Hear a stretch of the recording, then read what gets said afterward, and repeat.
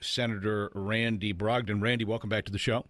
Always good to be here, Pat. And you, of course, were in studio along with T.W. Shannon and James Lankford last Friday for a rather intense little debate. And I promised all three gentlemen that they could have time on the program this week. They could come back on, and I would allot them all equal time to, I guess, set the record straight if they feel that their positions had been misrepresented or somebody had said something that was untrue, or if you want to compare and contrast your voting record with those of the other two. I said I would afford you time. I would have thought that T.W. Shannon would have been the first one on Monday morning, but he wasn't. So we've got you, and we were supposed to have James Lankford today, but we've got a last-minute scheduling conflict, so I'm going to bring him on next week. But the floor is yours. Where would you like to start? Well, you were talking about Obama just in the last segment, and you made a statement that I think holds true for any elected official. You said that he did not stand up and take responsibility for his actions, and I think that's the same thing with T.W. Shannon. He flat out denied the facts about his voting record on the Indian Museum when I brought it up on your show. Mm-hmm. And he has purposely misrepresented his record on the bond indebtedness since the very beginning of this campaign. He's tried to hide it.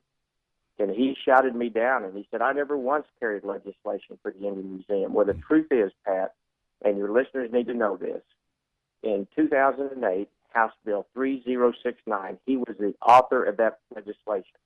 It authorized the state to issue a $25 million bond indebtedness to build the Indian Culture Museum. Now, that bill passed the appropriations, but it failed to get a House vote. And so Shannon was quoted in the paper to have a very passionate, continuing dialogue about that. He said this is in the Daily Oklahoman, quote, we're still going to continue to press forward. I was disappointed it didn't get a hearing on the floor. He went on to say that I believe the museum will be a national tourist attraction, and we're very confident the project will be worthwhile. Later that year, in May of 2008, he voted on Senate Bill 1251, and again in 2010, he voted for Senate Bill 1497, both of which were bond issues for the Indian Museum. Yeah. Now, Pat, these were not little oversights. He didn't forget about that voting for that bill. He was passionate about the issue.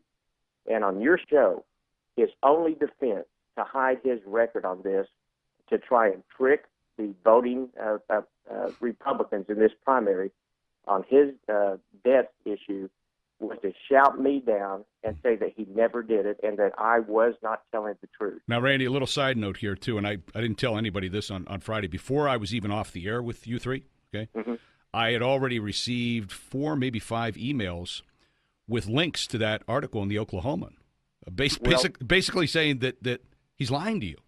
Well, and the ironic thing, I had that already. I mean, but look, I don't say anything if it's not true.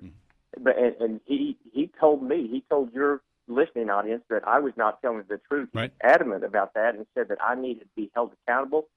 Well, T.W. Shannon is the one who didn't tell the truth live and on air on your show, and he needs to be held accountable by the voters in this state. So, Pat, here are the facts. I'm running for the United States Senate, and I feel like it is my responsibility as a candidate to show the contrast between me and the other candidates. I wish I could do that with a $1 million ad campaign, but I don't have that $1 million in the bank account.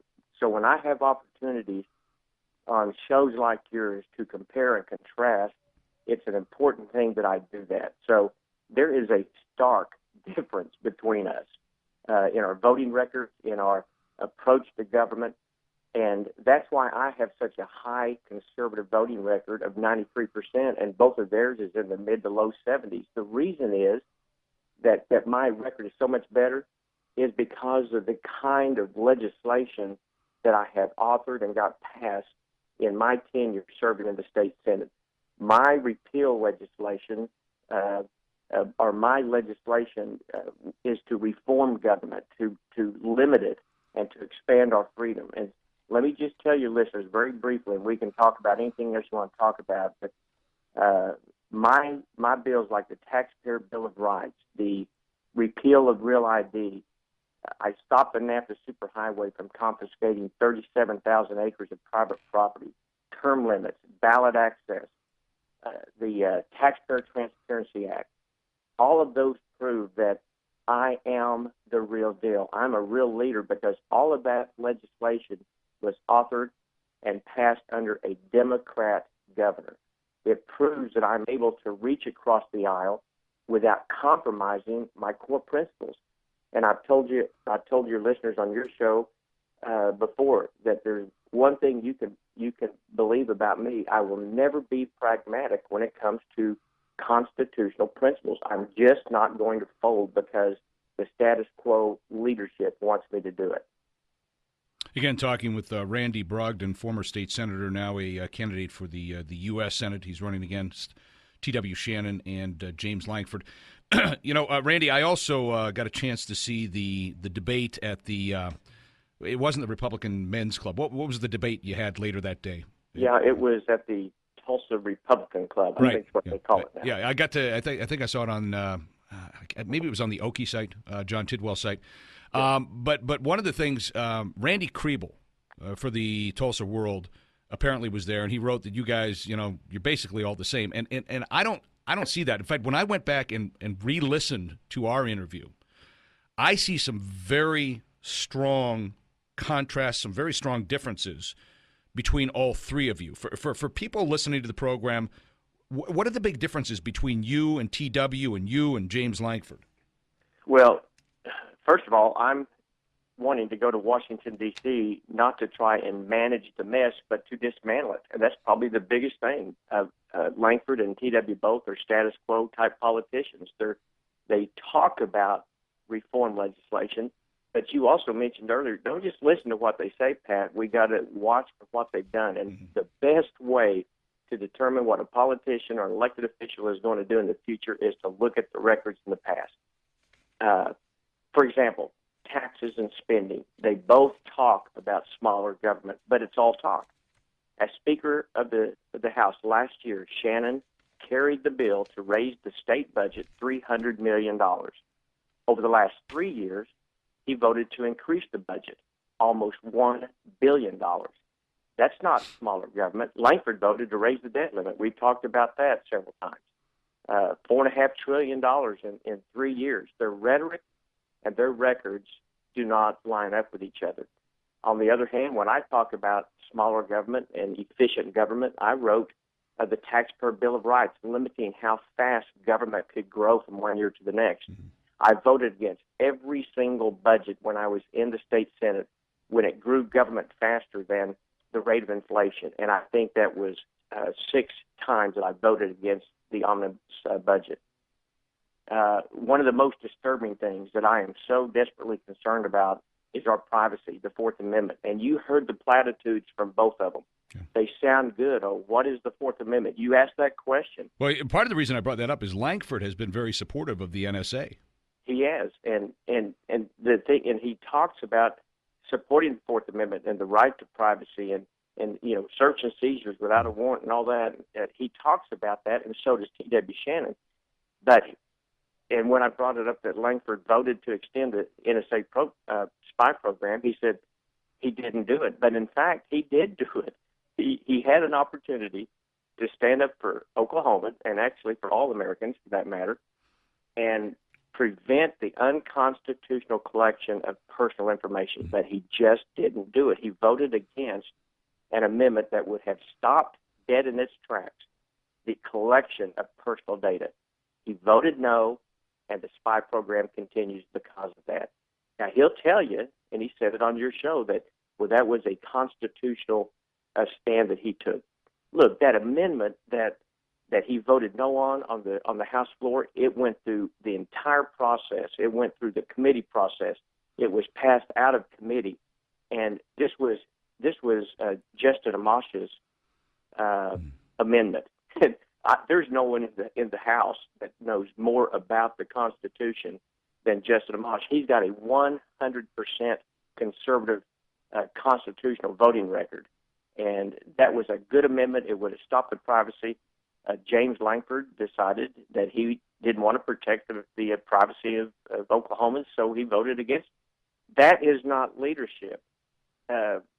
Speaker Shannon, he talks about, the Fourth Amendment, it's good, privacy and all that. He had an opportunity to push legislation through last year to stop drone spying right here in Oklahoma. But he let the bill die and never come to the House floor. I would have pushed that bill through. As a matter of fact, I would have been the author of that bill. I would have co-authored the bill. I would have shown leadership. Now, Randy, hold that thought, okay, because I want to do another segment with you. Again, We're talking with U.S. Senate candidate Randy Brogdon. You're listening to the Pat Campbell Show here on Talk Radio 1170 KFAQ.